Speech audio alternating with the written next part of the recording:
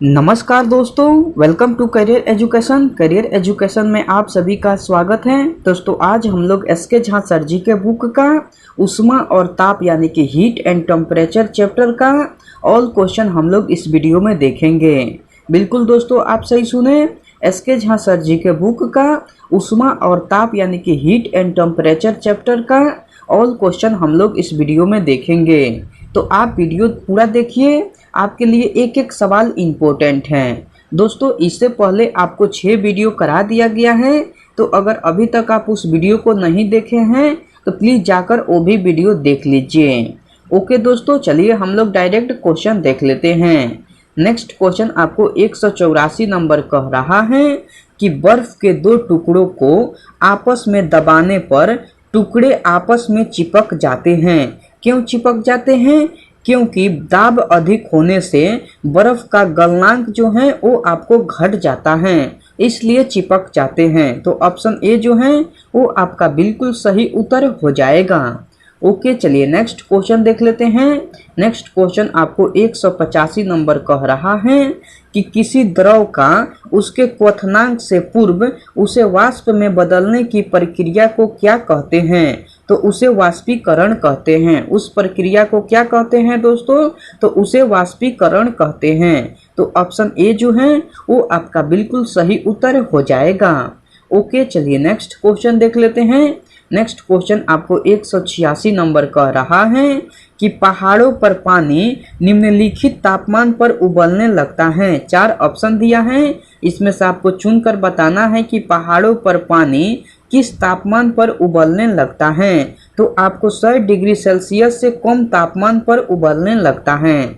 पहाड़ों पर पानी जो है वो आपको 100 डिग्री सेल्सियस से कम तापमान पर उबलने लगता है। तो ऑप्शन ए जो है वो आपका बिल्कुल सही उत्तर हो जाएगा। ओके, चलिए नेक्स्ट क्वेश्चन देख लेते हैं।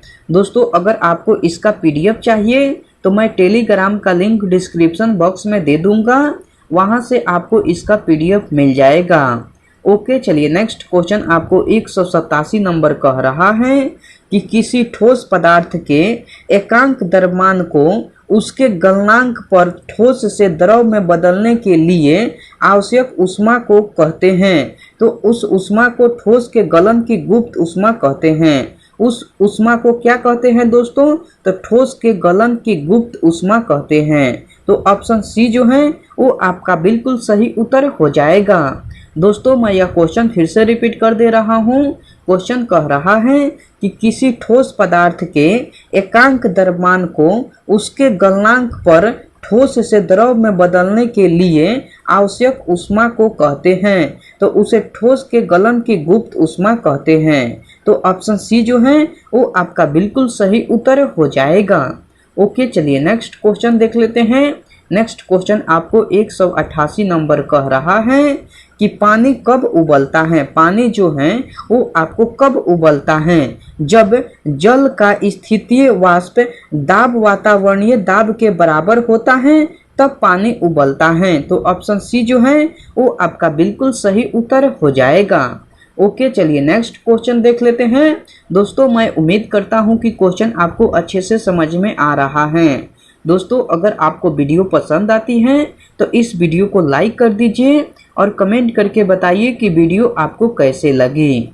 ओके, चलिए नेक्स्ट क्वेश्चन आपको 189 नंबर कह रहा है कि पानी का त्रिगुणात्मक बिंदु यानी कि ट्रिपल पॉइंट होता है। पानी का त्रिगुणात्मक बिंदु होता है, कितना होता है? तो 273.16 केल्विन होता है। पानी का त्रिगुणात्मक बिंदु होता है तो 273.16 केल्विन होता है। तो ऑप्शन सी जो है वो आपका बिल्कुल सही उत्तर हो जाएगा। ओके, चलिए नेक्स्ट क्वेश्चन देख लेते हैं। नेक्स्ट क्वेश्चन आपको 190 नंबर कह रहा है कि किसी द्रव का वाष्पीकरण होने से उसका तापमान जो है वो आपको घटेगा। किसी द्रव का वाष्पीकरण होने से उसका तापमान जो है वो आपको घटेगा। तो ऑप्शन बी जो है वो आपका बिल्कुल सही उत्तर हो जाएगा। ओके, चलिए नेक्स्ट क्वेश्चन आपको 191 नंबर कह रहा है कि बर्फ के गलन की गुप्त ऊष्मा का मान होता है। 4 ऑप्शन दिया है, इसमें से आपको चुनकर बताना है कि बर्फ के गलन की गुप्त ऊष्मा का मान होता है तो 80 कैलोरी पर ग्राम होता है। कितना होता है दोस्तों? तो 80 कैलोरी पर ग्राम। तो ऑप्शन सी जो है वो आपका बिल्कुल सही उत्तर हो जाएगा। ओके, चलिए नेक्स्ट क्वेश्चन आपको 192 नंबर कह रहा है कि वाष्प की गुप्त ऊष्मा होती है। वाष्प की गुप्त ऊष्मा कितना होती है दोस्तों? तो 536 कैलोरी पर ग्राम होती है। वाष्प की गुप्त ऊष्मा होती है तो 536 कैलोरी पर ग्राम होती है।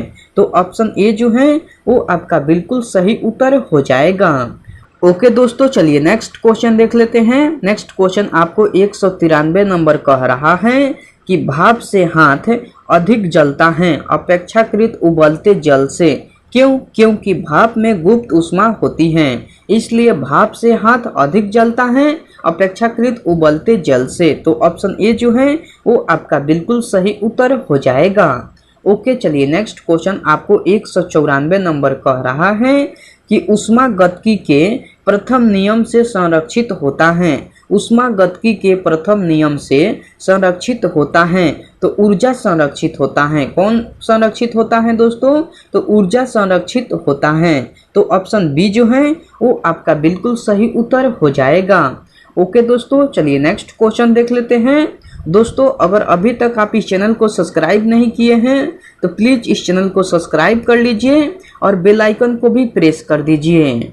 ओके, चलिए नेक्स्ट क्वेश्चन आपको 195 नंबर कह रहा है कि गर्म मौसम में पंखा चलाने से आराम महसूस होता है।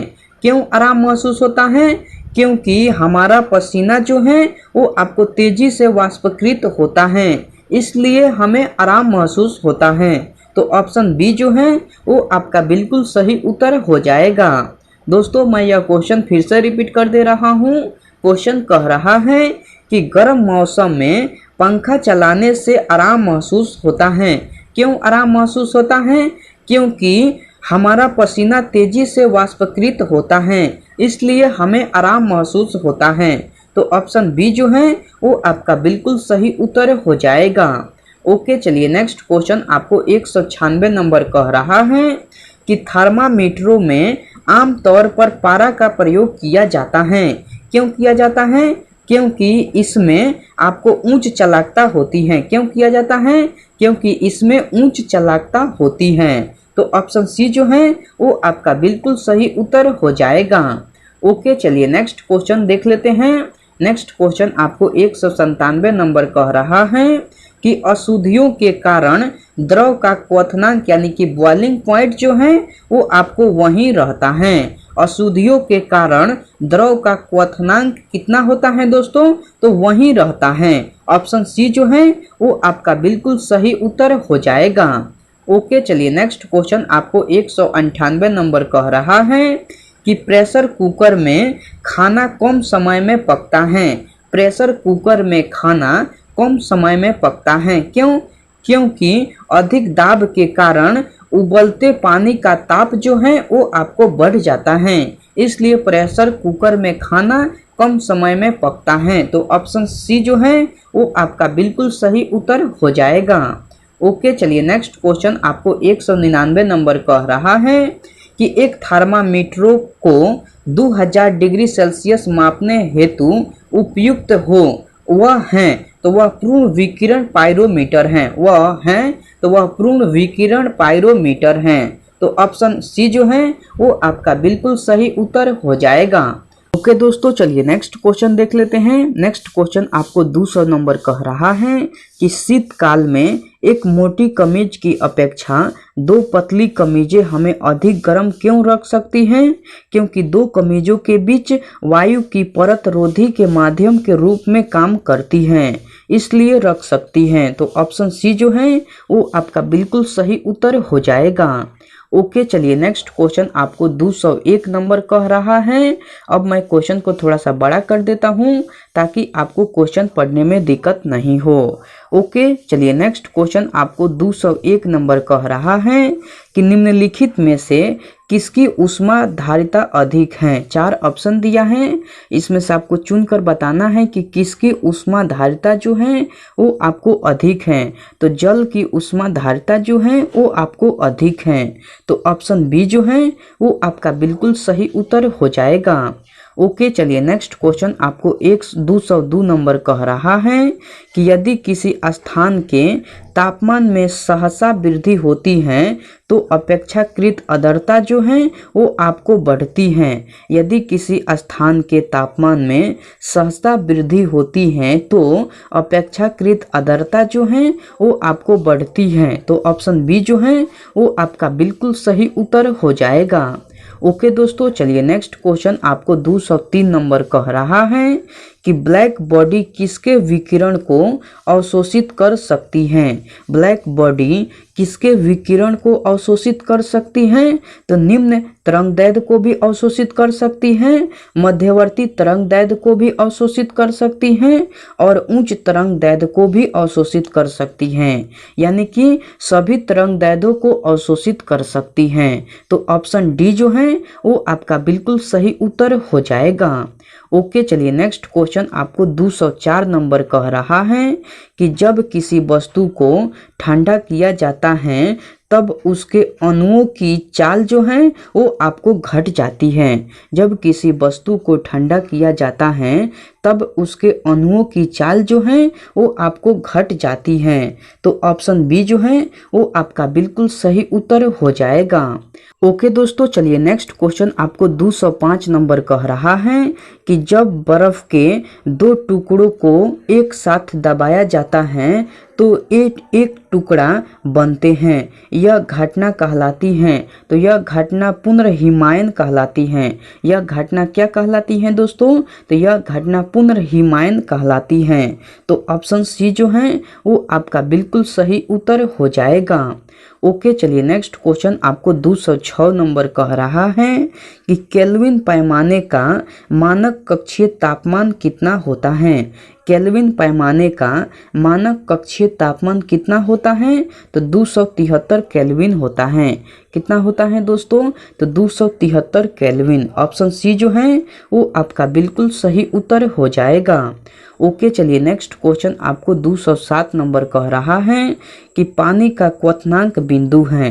पानी का क्वथनांक बिंदु कितना है दोस्तों, तो 100 डिग्री सेल्सियस है।